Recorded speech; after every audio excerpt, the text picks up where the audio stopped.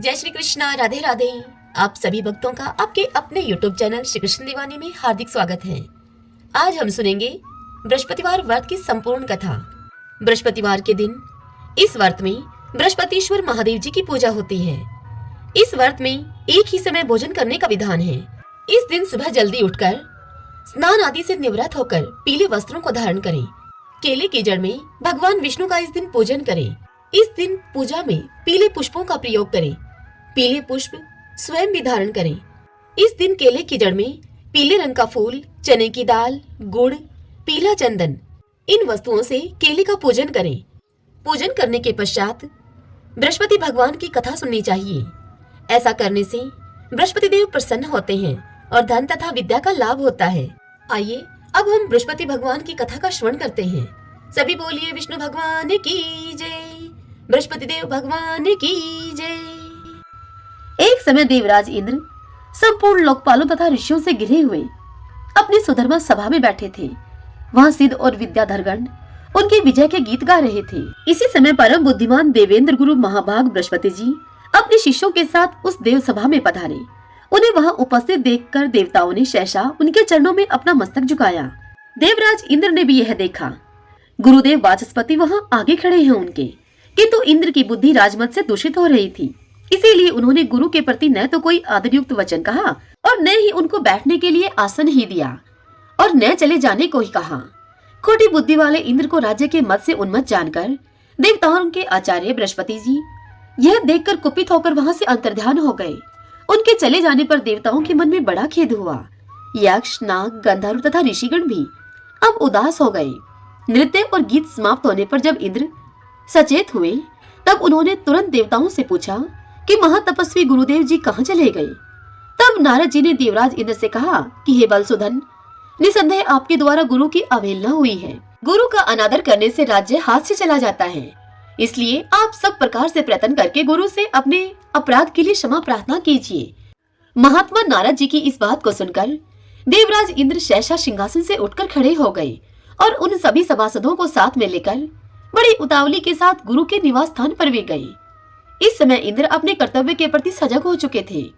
वहाँ गुरु पत्नी तारा को देखकर उन्होंने उनको प्रणाम किया और उनसे पूछा कि देवी, महातपस्वी गुरुजी कहाँ गए हैं। तब तारा ने इंद्र की ओर देखकर इंद्र को उत्तर दिया कि मैं नहीं जानती। तब इंद्रदेव चिंता मगन होकर अपने घर को वापस लौट आए। इसी समय स्वर्ग में अनेक अद्भुत अनिष्ट सूचक अपशगुन होने लगे, जो कि संपूर्ण स्वर्गवासियों को तथा दुरात्मा इंद्र को भी दुख की प्राप्ति की सूचना देने वाले थे। इंद्र की वह करतूत पाताल निवासी राजा बलि ने भी सुनी। अब क्या था, अब तो वे दैत्यों की बहुत बड़ी सेना लेकर पाताल से अमरावती पुरी पर चढ़ गए। उस समय देवताओं का दानवों के साथ बड़ा भयंकर युद्ध हुआ। उसमें दैत्यों ने देवताओं को परास्त कर दिया। एक ही क्षण में दूषित हृदय वाले अविवेकी इंद्र का 7 अंगों के सहित संपूर्ण राज्य दैत्यों ने अपने अधिकार में कर लिया। विजय पाकर दैत्य शीघ्र ही पाताल को चले गए। शुक्राचार्य की कृपा से ही देवगण विजयी हुए थे।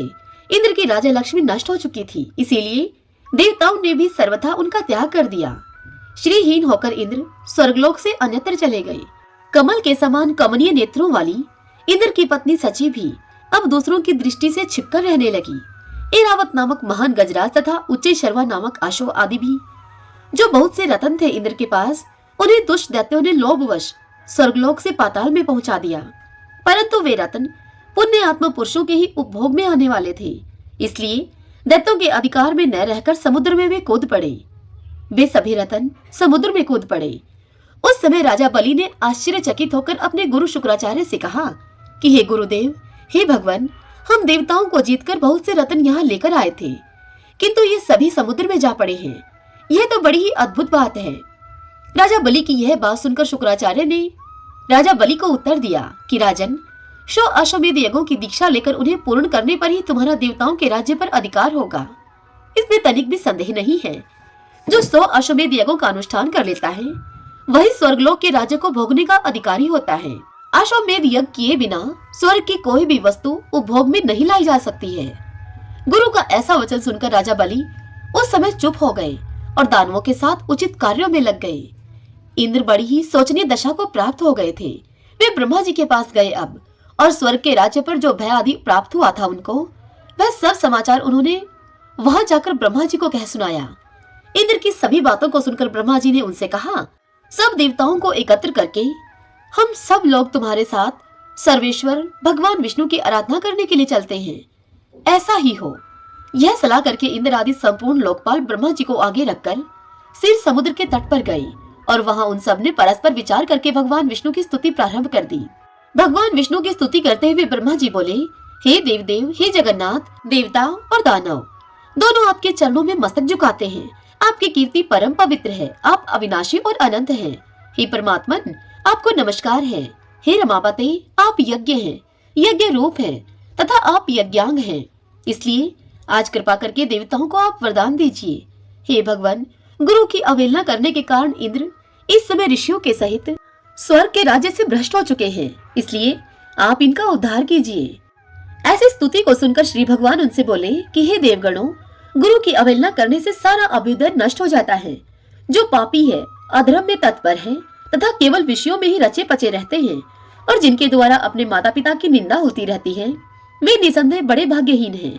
हे ब्राह्मण, इस इंद्र ने जो अन्याय किया है उसका फल इसे तत्काल प्राप्त हो गया। केवल इंद्र के ही कर्म से संपूर्ण देवताओं पर यह संकट आया है। जब किसी भी पुरुष के लिए विपरीत काल उपस्थित हो जाए तब उसे दूसरों का सहयोग प्राप्त करने की चेष्टा करनी चाहिए। बुद्धिमान मनुष्य अपने संपूर्ण मनोरथों की सिद्धि के लिए अन्य प्राणियों के साथ मैत्री करते हैं। इसलिए इंद्र, तुम मेरी बात सुनो। इस समय अपना काम बनाने के लिए तुम्हें दैत्यों के साथ मेलजोल कर लेना चाहिए। भगवान विष्णु के इस प्रकार आज्ञा देने पर परम बुद्धिमान इंद्र अमरावती को छोड़कर देवताओं के साथ सुतल लोक में गए। इंद्र आए हैं यह सुनकर राजा इंद्रसेन अर्थात राजा बलि रोष में भर गए। उन्होंने अपनी सेना के साथ जाकर इंद्र को मार डालने का विचार किया। उस समय देवऋषि नारद ने बलवानों में श्रेष्ठ राजा बलि और दैत्यों को नीच ऊंच समझाकर उन्हें इंद्र के वध से रोक दिया। देवऋषि के ही कहने से राजा बलि ने इंद्र के प्रति अपना रोष त्याग दिया। इतने में ही इंद्र भी अपनी सेना के साथ वहां पर आ पहुंचे। राजा बलि ने देखा कि लोकपालों से घिरे हुए इंद्र श्रीहीन हो गए हैं। अब उनमें प्रभुता का मद नहीं रह गया, उनका तेज चला गया है और वे ईर्ष्या तथा अहंकार से भी रहित हो गए हैं। उन्हें इस अवस्था में देखकर राजा बलि के मन में बड़ी दया आई। वे बड़ी उतावली के साथ हंसते हुए से बोले देवराज इंद्र से कि देवराज इंद्र, आप इस सुतल लोक में कैसे पधारे? यहाँ आने का आप अपना कारण बताइए। बलि की यह बात सुनकर इंद्र मुस्कुराते हुए बोले कि भैया, हम सब देवता क्रोध के अधीन हो रहे हैं। आप सब लोगों की भी यही दशा है। जैसे हम हैं वैसे ही आप लोग भी हैं। अतः हमारा यह कलह निरर्थक है। भाग्यवश आपने मेरा संपूर्ण राज्य एक क्षण में ही ले लिया और बहुत से रतन भी स्वर्ग से आप यहाँ पर उठा लाए। परंतु वे सभी रतन तत्काल ही जहाँ के थे वापस वहीं चले गए। अतः विद्वान पुरुष को एक दूसरे से मिलकर कर्तव्य के विषय में विचार करना चाहिए। विचार करने से ज्ञान होता है और ज्ञान होने से संकट से छुटकारा अवश्य मिल जाएगा। इस समय तो मैं संपूर्ण देवताओं के साथ आपके समीप त्राण पाने के लिए आया हूँ। जब इंद्र की सारी बात समाप्त हो गई तब देवऋषि नारद जी ने राजा बलि को समझाते हुए राजा बलि से कहा, हे दैत्यराज, शरण में आए हुए प्राणी की रक्षा करना महापुरुषों का धर्म है। जो लोग ब्राह्मण, रोगी, वृद्ध और शरणागत की रक्षा नहीं करते वे ब्रह्म हत्यारे हैं। इंद्र इस समय शरणागत शब्द से अपना परिचय देते हुए तुम्हारे समीप आए हैं। अतः इनका भली भांति रक्षण और पोषण करना तुम्हारा परम कर्तव्य है। इसमें तनिक भी संदेह की बात नहीं है। देवऋषि नारद के यूं कहने पर कर्तव्य और अकर्तव्य के ज्ञान में कुशल दैत्यराज बलि ने स्वयं भी अपनी बुद्धि से विचार किया। तदंतर लोकपालों और देवताओं के सहित इंद्र का बड़े सम्मान के साथ स्वागत सत्कार किया गया और उनके मन में विश्वास उत्पन्न करने के लिए अनेक प्रकार की सच्ची शपथें भी खाई गई, सच्चे वचन कहे गए।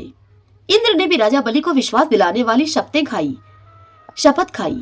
देवराज इंद्र स्वार्थ साधन में तत्पर रहते हैं और अर्थशास्त्र में ही उनकी विशेष प्रवृत्ति है। उन्होंने शपथ खाकर राजा बलि के साथ सुतल लोक में ही निवास किया। वहां रहते हुए उन्हें अनेक वर्ष व्यतीत हो गए। एक दिन बलि की सभा में बैठे हुए नीति निपुण देवराज इंद्र ने बलि को संबोधित करके हंसते हुए उनसे कहा कि हे वीरवर, हमारे हाथी घोड़े आदि नाना प्रकार के बहुत से रतन जो इस समय तुम्हें प्राप्त होने के योग्य हैं, तत्काल ही समुद्र में जा गिर पड़े हैं। अतः हम लोगों को समुद्र से उन रत्नों का उद्धार करने के लिए बहुत शीघ्र प्रयत्न करना चाहिए। तुम्हारे कार्य की सिद्धि के लिए समुद्र का मंथन करना उचित है। इंद्र के इस प्रकार प्रेरणा देने पर बलि ने शीघ्रता पूर्वक इंद्र से पूछा, यह समुद्र मंथन किस उपाय से संभव होगा? इसी समय मेघ के समान गंभीर स्वर में आकाशवाणी हुई, देवताओं और दैत्यों, तुम क्षीर समुद्र का मंथन करो। इस कार्य में तुम्हारे बल की वृद्धि होगी, इसमें तनिक भी संदेह नहीं है। मंदराचल को मथानी और वासुकी नाग को तुम रस्सी बनाओ, फिर देवता और दैत्य मिलकर समुद्र का मंथन आरंभ करो। यह आकाशवाणी सुनकर सहस्त्रों दैत्य और देवता समुद्र मंथन के लिए उद्यत होकर स्वर्ण के सदृश कांतिमान मंदराचल पर्वत के समीप गए। वह पर्वत सीधा, गोलाकार, बहुत मोटा और अत्यंत प्रकाशमान था। अनेक प्रकार के रत्न उस पर्वत की शोभा को बढ़ा रहे थे। चंदन, पारिजात, नाग केसर, जायफल और चंपा आदि भांति भांति के वृक्षों से वह भरा हुआ दिखाई देता था। उस महान पर्वत को देखकर संपूर्ण देवताओं ने हाथ जोड़कर उससे कहा कि दूसरों का उपकार करने वाले महाशैल हे मंदराचल, हम सब देवता तुमसे कुछ निवेदन करने के लिए यहाँ पर आए हैं, वह तुम ध्यान पूर्वक सुनो।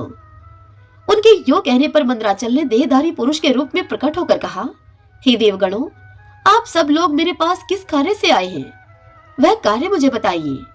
तब इंद्र ने मधुर वाणी में मंदराचल से कहा, मंदराचल, तुम हमारे साथ रहकर एक कार्य में सहायक बनो। हम समुद्र को मथकर उसमें से अमृत निकालना चाहते हैं।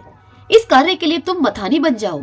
मंदराचल ने बहुत अच्छा कहकर देवराज इंद्र की आज्ञा को स्वीकार किया और देव कार्य की सिद्धि के लिए देवताओं, दैत्यों तथा विशेषतः इंद्र से कहा कि हे पुण्य आत्मा देवराज, आपने अपने वज्र से मेरे दोनों पंख काट डाले हैं, फिर आप लोगों के कार्य की सिद्धि के लिए वहां तक भला मैं कैसे चल सकता हूँ। तब संपूर्ण देवताओं और दैत्यों ने उस अनुपम पर्वत को क्षीर समुद्र तक ले जाने की इच्छा से उखाड़ लिया, परंतु वे उसे धारण करने में समर्थ न हो सके। वह महान पर्वत उसी समय देवताओं और दैत्यों के ऊपर गिर पड़ा। कोई कुचले गए, तो कोई मर गए, तो कोई मूर्छित हो गए, तो कोई एक दूसरे को कोसने लगे, तो कोई चिल्लाने लगे, तो कुछ लोगों ने बड़े कलेश का अनुभव किया। इस प्रकार उनका उद्यम और उत्साह अब भंग हो गया। वे देवता और दानव सचेत होने पर जगदीश्वर भगवान विष्णु की स्तुति करने लगे। शरणागत वत्सल महाविष्णु, हमारी रक्षा कीजिए, रक्षा कीजिए प्रभु, आपने ही इस संपूर्ण चराचर जगत को व्याप्त कर रखा है। उस समय देवताओं का कार्य सिद्ध करने के लिए गरुड़ की पीठ पर बैठे हुए भगवान विष्णु सहसा वहां पर प्रकट हो गए। वे सबको अभय देने वाले हैं। उन्होंने देवताओं और दैत्यों की ओर दृष्टिपात करके खेल ही खेल में उस महान पर्वत को उखाड़कर गरुड़ की पीठ पर रख लिया। फिर वे देवताओं और दैत्यों को क्षीर समुद्र के उत्तर तट पर ले गए और पर्वत श्रेष्ठ मंदराचल को समुद्र में डालकर तुरंत ही वहां से चल दिए। तदंतर सब देवता दैत्यों को साथ लेकर वासुकी नाग के समीप गए और उनसे भी अपनी प्रार्थना स्वीकार कराई उन्होंने। इस प्रकार मंदराचल को मथानी और वासुकी नाग को रस्सी बनाकर देवताओं और दैत्यों ने क्षीर समुद्र का मंथन आरंभ किया। इतने में ही वह पर्वत समुद्र में डूबकर रसातल को जा पहुंचा। तब लक्ष्मीपति भगवान विष्णु ने कश्यप रूप धारण करके तत्काल ही मंदराचल को ऊपर उठा दिया। उस समय यह एक अद्भुत घटना हुई। फिर जब देवता और दैत्यों ने मथानी को घुमाना आरंभ किया, तब वह पर्वत बिना गुरु के ज्ञान की भांति कोई सुदृढ़ आधार न होने के कारण इधर उधर डोलने लगा। यह देखकर परमात्मा भगवान विष्णु स्वयं ही मंदराचल के आधार बन गए और उन्होंने अपने चारों भुजाओं से मथानी बने हुए उस पर्वत को भली भांति पकड़कर उसे सुखपूर्वक घुमाने योग्य बना दिया। तब अत्यंत बलवान देवता और दैत्य एकीभूत होकर अधिक जोर लगाकर क्षीर समुद्र का मंथन करने लगे। कश्यप रूपधारी भगवान की पीठ तो जन्म से ही कठोर थी और उस पर घूमने वाला पर्वत श्रेष्ठ मंदराचल भी वज्रसार की भांति दृढ़ था। उन दोनों की रगड़ से समुद्र में बड़वानल प्रकट हो गया, साथ ही हलाहल विष भी उत्पन्न हुआ। उस विष को सबसे पहले नारद जी ने देखा। तब अमित तेजस्वी देव ऋषि नारद जी ने देवताओं को पुकार कर कहा, अदिति कुमारों, अब तुम समुद्र का मंथन मत करो। इस समय संपूर्ण उपद्रवों का नाश करने वाले भगवान शिव की प्रार्थना करो। तुम वे परात्पर हैं, परमानंद स्वरूप हैं तथा योगी पुरुष भी उन्हीं का ध्यान किया करते हैं। देवता अपने स्वार्थ साधना में संलग्न होकर समुद्र को मत रहे थे। वे अपनी ही अभिलाषा में तन्मय होने के कारण नारद जी की बात को सुन नहीं सके। केवल उधम का भरोसा करके वे क्षीर सागर के मंथन में संलग्न थे। अधिक मंथन से जो हलाहल विष प्रकट हुआ, वह तीनों लोगों को भस्म कर देने वाला था। वह प्रौढ़ विष देवताओं के प्राण लेने के लिए उनके समीप आ पहुंचा और ऊपर नीचे तथा संपूर्ण दिशाओं में वह विष फैल गया। समस्त प्राणियों को अपना ग्रास बनाने के लिए प्रकट हुए उस कालकूट विष को देखकर वे सब देवता और दैत्य हाथ में पकड़े हुए नागराज वासुकी को मंदराचल पर्वत के सहित वहीं पर छोड़कर भाग खड़े हुए। उस समय उस लोक संहारकारी कालकूट विष को भगवान शिव ने स्वयं अपना ग्रास बना लिया। उन्होंने उस विष को निर्मल अर्थात निर्दोष कर दिया। इस प्रकार भगवान शंकर की बड़ी भारी कृपा होने से देवता, असुर, मनुष्य तथा संपूर्ण त्रिलोकी की उस समय कालकूट विष से रक्षा हुई। तदंतर भगवान विष्णु के समीप मंदराचल को मथानी और वासुकी नाग को रस्सी बनाकर देवताओं ने पुनः समुद्र को मथना आरंभ किया। तब समुद्र से देव कार्य की सिद्धि के लिए अमृतमयी कलाओं से परिपूर्ण चंद्रदेव प्रकट हुए। संपूर्ण देवता, असुर और दानवों ने भगवान चंद्रमा को प्रणाम किया और गर्ग आचार्य जी से अपने अपने चंद्रबल की यथार्थ रूप से जिज्ञासा की। उस समय गर्ग आचार्य जी ने देवताओं से कहा कि इस समय तुम सब लोगों का बल ठीक है। तुम्हारे सभी उत्तम ग्रह केंद्र स्थान में अर्थात तुम्हारे लगन में हैं, चतुर्थ स्थान में हैं, सप्तम स्थान में हैं और दसम स्थान में। चंद्रमा से गुरु का योग हुआ है। बुध, सूर्य, शुक्र, शनि और मंगल भी चंद्रमा से संयुक्त हुए हैं। इसलिए तुम्हारे कार्य की सिद्धि के निमित्त इस समय चंद्रबल बहुत उत्तम है। यह गोमंत नामक मुहूर्त है जो कि विजय को प्रदान करने वाला है। महात्मा गर्गाचार्य जी के इस प्रकार आश्वासन देने पर महाबली देवता गर्जना करते हुए बड़े वेग से समुद्र को मंथन करने लगे। मथे जाते हुए समुद्र के चारों ओर बड़े जोर की आवाज उठ रही थी। इस बार के मंथन से देव कार्यों की सिद्धि के लिए साक्षात शोरभी अर्थात कामधेनु गौ प्रकट हुई। उन्हें काले, श्वेत, पीले, हरे और लाल रंग के सैकड़ों गौवें घेरे हुए थी। उस समय ऋषियों ने बड़े हर्ष में भरकर देवताओं और दैत्यों से कामधेनु के लिए याचना की और उनसे कहा कि आप सब लोग मिलकर भिन्न भिन्न गोत्र वाले ब्राह्मणों को कामधेनु के सहित इन संपूर्ण गौओं का दान अवश्य करें। ऋषियों की याचना करने पर देवताओं और दैत्यों ने भगवान शंकर की प्रसन्नता के लिए वे सब गौवें दान कर दी तथा यज्ञ कर्मों में भलीभांति अपने मन को लगाने वाले उन परम मंगलमय महात्मा ऋषियों ने उन गौओं का दान स्वीकार किया। तत्पश्चात सब लोग बड़े जोश में आकर क्षीर सागर को मथने लगे। तब समुद्र से कल्प वृक्ष, पारिजात, चूत और संतान ये 4 दिव्य वृक्ष प्रकट हुए। उन सबको एकत्र रखकर देवताओं ने उन्हें बड़े वेग से समुद्र को मंथना आरंभ किया। इस बार के मंथन से रत्नों में सबसे उत्तम रत्न कौस्तुभ मणि प्रकट हुआ जो कि सूर्य मंडल के समान परम कांतिमान था। वह अपने प्रकाश से तीनों लोकों को प्रकाशित कर रहा था। देवताओं ने चिंतामणि को आगे रखकर कौस्तुभ का दर्शन किया और उसे भगवान विष्णु की सेवा में भेंट कर दिया। तदंतर चिंतामणि को मध्य में रखकर देवताओं और दैत्यों ने पुनः समुद्र को मथना आरंभ किया। वे सभी बल में बढ़े चढ़े थे और बार बार गर्जना कर रहे थे। अब की बार उस पर्वत को मथे जाते हुए समुद्र से उच्छय शर्वा नामक अश्व प्रकट हुआ। वह अश्व समस्त अश्व जाति में एक अद्भुत रतन था। उसके बाद गज जाति में रतनभूत इरावत प्रकट हुआ। उसके साथ श्वेत वर्ण के 64 हाथी और भी थे। इरावत के 4 दांत बाहर निकले हुए थे और मस्तक से मद की धारा बह रही थी। इन सबको भी मध्य में स्थापित करके वे सब पुनः समुद्र मथने लगे। उस समय उस समुद्र से मदिरा, भांग, कांकड़ा सिंकी, लहसुन, गाजर, अत्यधिक उन्मादक कारक कतूर तथा पुष्कर आदि बहुत सी वस्तुएं प्रकट हुई। इन सबको भी समुद्र के किनारे एक स्थान पर रख दिया गया। तत्पश्चात वे श्रेष्ठ देवता और दानव पुनः पहले की भांति समुद्र का मंथन करने लगे। अब की बार समुद्र से संपूर्ण भुवनों की एकमात्र अधीश्वरी दिव्य रूपा देवी महालक्ष्मी प्रकट हुई, जिन्हें ब्रह्मवेत्ता पुरुष आनविक्षिकी अर्थात वेदांत विद्या कहते हैं। इन्हीं को दूसरे लोग मूल विद्या कहकर पुकारते हैं। कुछ सामर्थ्यशाली महात्मा इन्हीं को वाणी और ब्रह्म विद्या भी कहते हैं। कोई कोई इन्हीं को रिद्धि, सिद्धि, आज्ञा और आशा नाम देते हैं, तो कोई योगी पुरुष इन्हीं को वैष्णवी कहते हैं। सदा उधम में लगे रहने वाले माया के अनुयायी इन्हीं को माया के रूप में जानते हैं। जो अनेक प्रकार के सिद्धांतों को जानने वाले तथा ज्ञान शक्ति से संपन्न हैं, वे इन्हीं को भगवान की योग माया कहते हैं। देवताओं ने देखा कि देवी महालक्ष्मी का रूप परम सुंदर है। उनके मनोहर मुख पर स्वाभाविक प्रसन्नता विराजमान है। हार और नुपुरों से उनके श्रीअंगों की बड़ी शोभा हो रही है। उनके मस्तक पर छत्र तना हुआ है। दोनों ओर से चंवर डुल रहे हैं। जैसे माता अपने पुत्रों की ओर स्नेह और दुलार भरी दृष्टि से देखती है, ठीक उसी प्रकार सती महालक्ष्मी ने देवता, दानव, सिद्ध, चारण और नाग आदि संपूर्ण प्राणियों की ओर दृष्टिपात किया। माता महालक्ष्मी की कृपा दृष्टि पाकर संपूर्ण देवता उसी समय श्री संपन्न हो गए। वे तत्काल राज्य अधिकारी के शुभ लक्षणों से संपन्न दिखाई देने लगे। तदंतर देवी लक्ष्मी ने भगवान मुकुंद की ओर देखा। उनके श्रीअंग तमाल के समान श्याम वर्ण के थे। कपोल और नासिका बड़ी सुंदर थी। वे परम मनोहर दिव्य शरीर से प्रकाशित हो रहे थे। उनके वक्षस्थल में श्रीवत्स का चिन्ह सुशोभित था। भगवान के एक हाथ में कमोद की गदा शोभा पा रही थी। भगवान नारायण की उस दिव्य शोभा को देखते ही लक्ष्मी जी आश्चर्यचकित हो उठी और अपने हाथ में वनमाला लेकर सहसा हाथी से उतर पड़ी। वह माला श्री जी ने अपने ही हाथों से बनाई हुई थी। उसके ऊपर भ्रमर मंडरा रहे थे। देवी ने वह सुंदर वनमाला परम पुरुष भगवान विष्णु के कंठ में पहना दी और स्वयं उनके वाम भाग में जाकर खड़ी हो गई।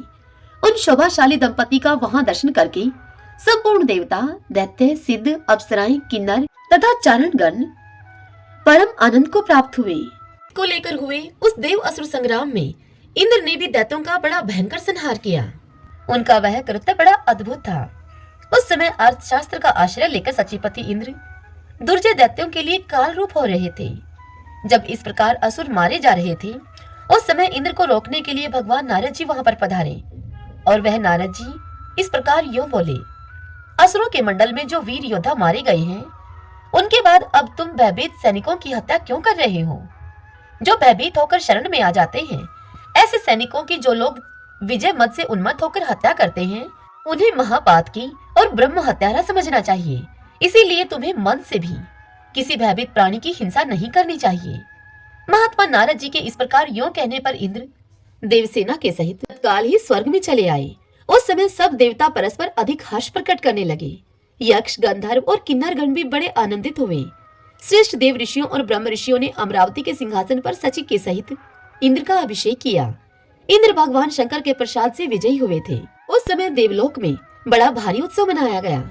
शंख, पटह, मृदंग, ढोल, आनक, भेरी और दुदुम्बी आदि बाजे बजने लगे। देवताओं के द्वारा मारे गए दैत्य अब पृथ्वी पर पड़े थे। महात्मा राजा बलि आदि भी प्राण त्याग चुके थे। उस समय भृगुवंशी शुक्राचार्य जी तपस्या करने के लिए अपने शिष्यों के साथ मानसोतर पर्वत पर गए थे। इसीलिए वे युद्ध में उपस्थित न हो सके थे। उस युद्ध में जो दैत्य जीवित बच गए थे, ये दैत्य अब शुक्राचार्य जी के पास चले गए। उन्होंने वह सारा वृतांत जो असुरों के संहार का कारण हुआ था, विस्तार पूर्वक शुक्राचार्य गुरु को कह सुनाया। वह सारा समाचार सुनकर भृगुनंदन शुक्राचार्य को खेद और बड़ा ही क्रोध भी हुआ। वे शिष्यों के साथ युद्ध स्थल में आए और अपनी मृत संजीवनी विद्या के प्रभाव से उन्होंने मरे हुए असुरों को भी जीवित कर दिया। शुक्राचार्य की प्रेरणा से बलि आदि सब दैत्य पाताल में लौट आए और वहां सुख पूर्वक रहने लगे। इतनी कथा सुनकर ऋषियों ने लोमहर्षण जी से पूछा, हे लोमश जी, देवराज इंद्र ने गुरु के बिना ही कैसे राज्य प्राप्त किया? क्योंकि गुरु की अवहेलना से ही उन्हें अपना राज्य छोड़कर जाना पड़ा था। किसकी प्रेरणा से इंद्र चिरकाल तक राज्य सिंहासन पर बैठे रहे? ये सब बातें आप शीघ्र ही हमें बतावें। हमें यह सुनने के लिए बड़ी उत्कंठा है। यह सुनकर लोमश जी बोले, गुरु बृहस्पति के बिना भी सचिपति देवराज इंद्र ने कुछ काल तक राज्य शासन किया। उस समय विश्वरूप जी इंद्र के पुरोहित हुए थे। विश्वरूप के 3 मस्तक थे। वे विश्वरूप यज्ञ और पूजन में उचित भाग देकर देवताओं, असुरों और मनुष्यों को भी तृप्त करते थे। यह बात सचिपति इंद्र से छिपी न रह सकी। पुरोहित विश्वरूप जी देवताओं का भाग उच्च स्वर से बोलकर देते थे। दैत्यों को चुपचाप बिना बोले ही वह भाग दे दिया करते थे और मनुष्यों को मध्यम स्वर से मंत्र पढ़कर भाग समर्पित करते थे। यह उनका प्रतिदिन का कार्य था। एक दिन इंद्र को गुरुजी की फुर्ती देखकर इस बात का पता लग गया। तब उन्होंने छिपे छिपे ही यह जान लिया कि विश्वरूप जी क्या करना चाहते हैं। ये दैत्यों का कार्य सिद्ध करने के लिए उन्हें भाग अर्पण करते हैं। हमारे पुरोहित होकर दूसरों को फल देते हैं। यो समझकर इंद्र ने 100 पर्व वाले वज्र से विश्वरूप के मस्तक काट डाले। वज्र के आघात से तत्काल ही विश्वरूप की मृत्यु हो गई। इंद्र ब्रह्म हत्या के अपराधी हुए। पर ब्रह्म हत्या, मदपान, चोरी और गुरु पत्नी गमन आदि महापाप करने वाले पापियों के भी उद्धार का यही एक उपाय है कि वे भगवान विष्णु के नामों का कीर्तन करें, जिससे कि बुद्धि उनकी भगवानमयी हो जाती है। तदंतर धुएं के समान रंग वाली और 3 मस्तकों वाली ब्रह्म हत्या इंद्र को निगल जाने के लिए उनके पास आ गई। उसे देखकर इंद्र को बड़ा ही भय हुआ, इसलिए वे इंद्र वहां से भाग गए।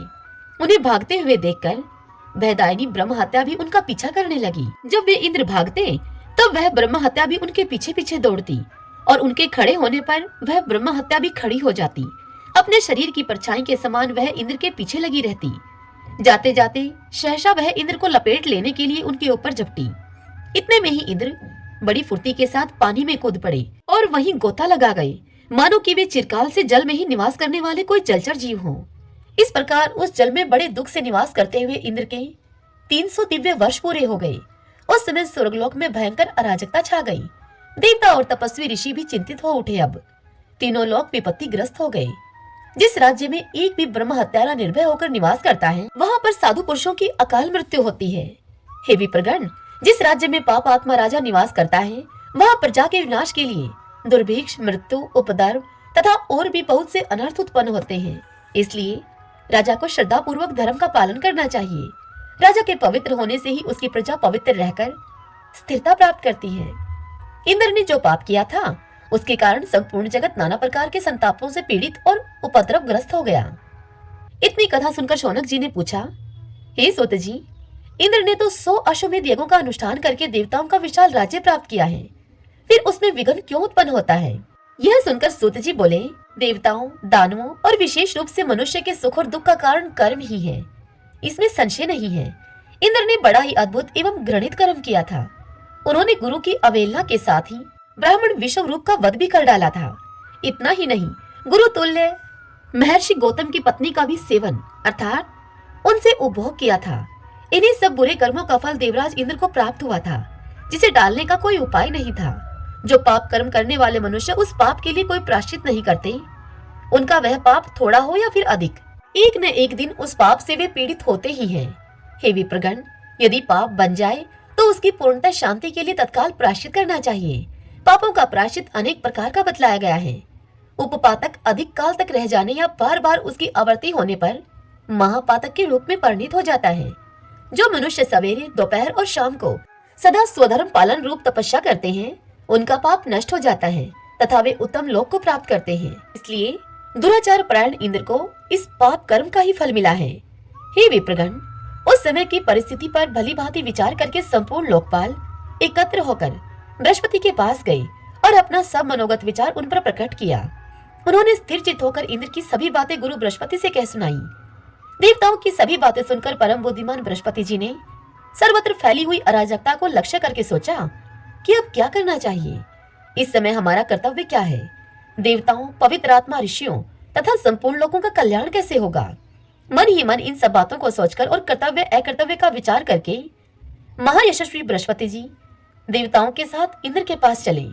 वे तुरंत ही उस जलाशय पर जा पहुंचे जिसमें कि इंद्र छिपे हुए थे और जिसके तट पर भयानक चांडाली के रूप में ब्रह्म हत्या खड़ी हुई थी। वे संपूर्ण देवता और महर्षि जलाशय के किनारे पर बैठ गए। गुरु बृहस्पति जी ने स्वयं ही इंद्र को पुकारा। गुरु बृहस्पति जी की आवाज को सुनकर इंद्र पानी में से उठकर खड़े हो गए। उस समय उन्हें अपने गुरु बृहस्पति जी का दर्शन हुआ। इंद्र के मुख पर आंसुओं की धारा बह चली। उन्होंने सामने खड़े हुए बृहस्पति जी को तथा वहां पर आए हुए संपूर्ण तपस्वी मुनियों को शीघ्रता पूर्वक प्रणाम किया। फिर दीन वदन होकर अपने ही किए हुए अज्ञान सूचक महान कुकर्मों पर मन ही मन भली भांति विचार करके वे बोले, हे प्रभु, इस समय मेरे द्वारा पालन करने योग्य कौन सा कर्तव्य है, वह मुझे बताइए। उदार बुद्धि वाले भगवान बृहस्पति जी ने हंसकर देवराज इंद्र को उत्तर दिया, हे इंद्र, पहले तुमने जो कुछ किया था उसी कर्म का यह फल आज तुम्हें मिल रहा है। केवल भोग से ही इसका क्षय होगा। धर्म शास्त्रकारों ने ब्रह्म हत्या के लिए कोई प्रायश्चित नहीं देखा है। उनकी दृष्टि में ब्रह्म हत्या दूर करने के लिए कोई प्रायश्चित है ही नहीं। अनजाने में जो पाप हो जाता है उसी के निवारण का उपाय धर्म शास्त्रज्ञ विद्वानों ने बताया है। जो पाप स्वेच्छा पूर्वक जानबूझकर किया जाता है उसके प्रतिकार का कोई उपाय नहीं है। इच्छा पूर्वक जानबूझकर किया गया पाप अनिच्छा या अज्ञान पूर्वक किए हुए पाप की श्रेणी में नहीं आ सकता। विषय भेद से इन दोनों प्रकार के पापों का प्रायश्चित नियत किया गया है। जानबूझकर किए हुए पाप के लिए मरणोपरांत प्रायश्चित का विधान है। अज्ञान जनित पाप के लिए विशेष प्रायश्चित बताया गया है। तुमने जो पाप किया है वह अनजाने में नहीं हुआ है। वह पाप तुम्हारे द्वारा स्वयं जानबूझकर विद्वान पुरोहित ब्राह्मण का वध किया गया है। इसलिए उसके निवारण का कोई उपाय नहीं है। जब तक मृत्यु नहीं हो जाती तब तक तुम इस जल में ही स्थिर भाव से पड़े रहो। हे दुर्मते, तुम्हारे 100 अश्वमेध यज्ञों का फल तो उसी समय नष्ट हो गया था जब तुमने ब्राह्मण विषव रूप की हत्या की थी। जैसे छेद वाले घड़े में थोड़ा भी जल नहीं ठहरता, ठीक उसी प्रकार पापी मनुष्य का पुण्य प्रतिक्षण नष्ट होता रहता है। बृहस्पति जी का यह वचन सुनकर इंद्र ने उनसे कहा, हे गुरुदेव, इसमें संदेह नहीं कि मेरे कुकर्म से ही मुझे ऐसी दशा प्राप्त हुई है। अब आप इन देव ऋषियों के साथ शीघ्र ही अमरावती पुरी को पधारें और देवताओं तथा संपूर्ण लोगों का कार्य सिद्ध करने के लिए आपके मन में जो अच्छे प्रतीत हों उन्हें आप इंद्र बना लें।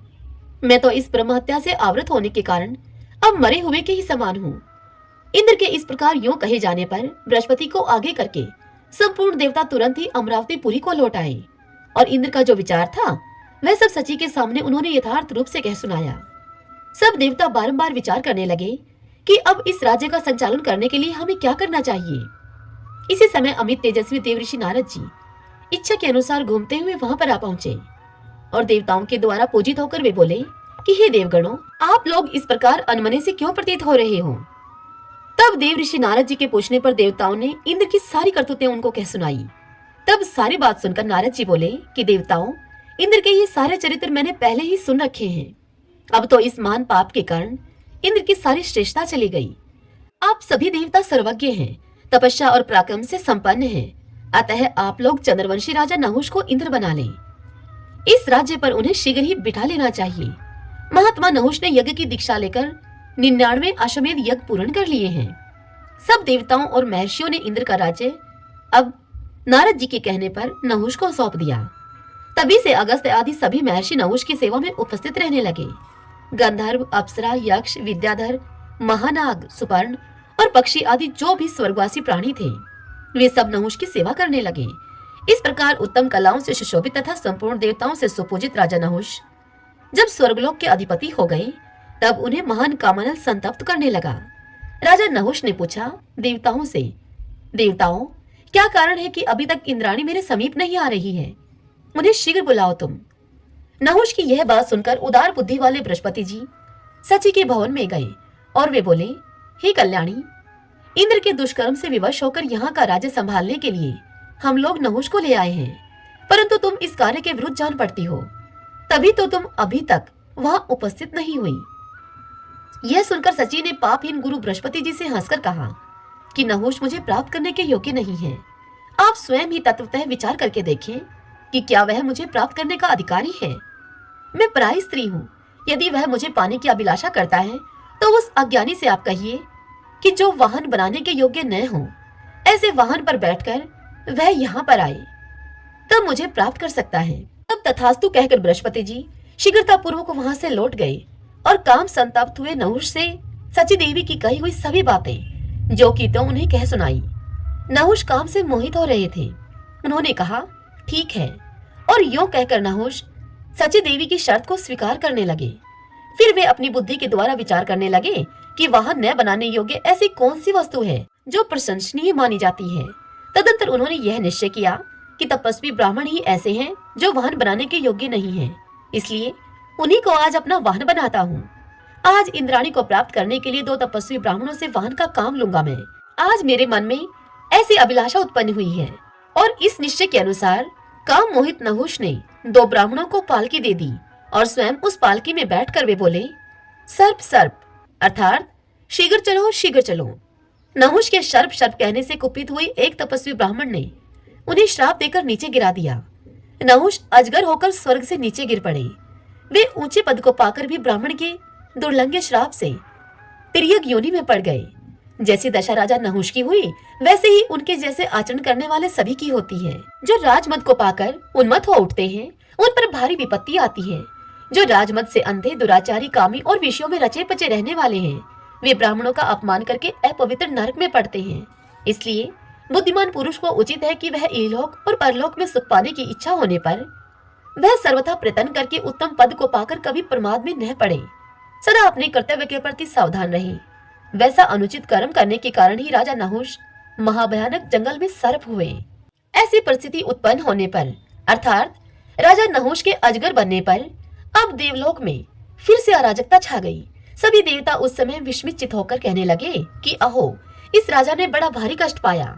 इस दुरात्मा के लिए न तो मृतलोक में स्थान रहा और न ही स्वर्गलोक में। महापुरुषों की अवहेलना करने से इसका सारा पुण्य एक ही क्षण में भस्म हो गया।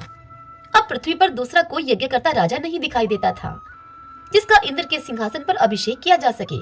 इसलिए सभी देवता, ऋषि, नाग, गंधर्व, यक्ष, पक्षी, किन्नर, चारण, विद्याधर, असुरगण, अप्सराएं तथा मनुष्य चिंतित हो गए। तदंतर सची देवी ने धर्म और अर्थ युक्त वाणी में कहा, हे गुरुदेव बृहस्पति तथा अन्य देवताओं, आप चिंता न करो। तुम सब लोगों को अब वहीं जाना चाहिए जहां पर हमारे स्वामी रहते हैं।